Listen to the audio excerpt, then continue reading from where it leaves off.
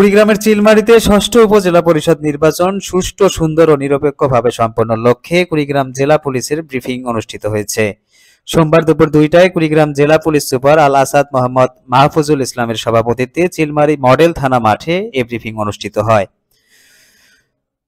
অনুষ্ঠানে সভাপতির বক্তব্যে পুলিশ সুপার বলেন, শতভাগ সততা, নিরপেক্ষতা, পেশাদারিত্ব, সাহস ও যুদ্ধবদ্ধতার সঙ্গে পুলিশ সহ অন্যান্য আইন শৃঙ্খলা বাহিনীর সকল ইউনিটকে দায়িত্ব পালন করতে হবে।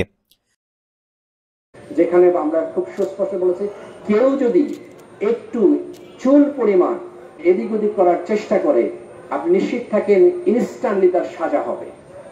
আমরা এখানে ইতিমধ্যেই প্রমাণ করে দিয়েছি ইনস্ট্যান্টলি তার সাজা হবে। সেটা যেই হোক, প্রিজাইডিং অফিসারের সমন্বয় করে কথা বলে আপনারা সিদ্ধান্ত নেবেন।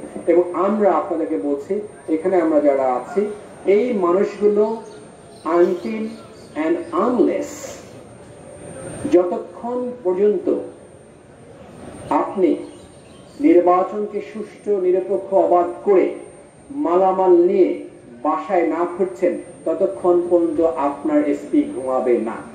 This is very clear message. We will be under your disposal.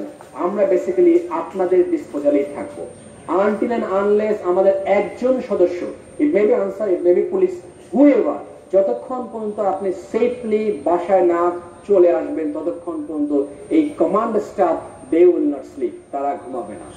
সম্পূর্ণ সুষ্ঠু, সুন্দর, নিরপেক্ষ ভোট প্রদানে বাধা প্রদান, জাল ভোট বা প্রভাব খাটানোর বিষয়ে যথাযথ আইনি প্রক্রিয়া নির্দেশনাও দেয়া হয়।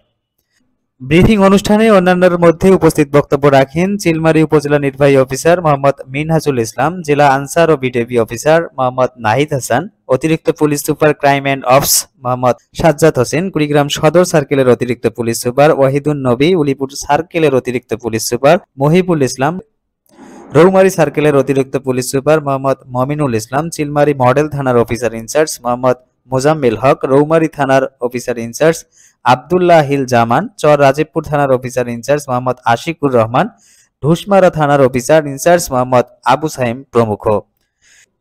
এছাড়াও জেলা পুলিশের অন্যান্য ঊর্ধ্বতন কর্মকর্তা সহ কুড়িগ্রাম জেলায় নির্বাচনী দায়িত্বে নিয়োজিত প্রায় 7 শতাধিক সদস্য উপস্থিত ছিলেন।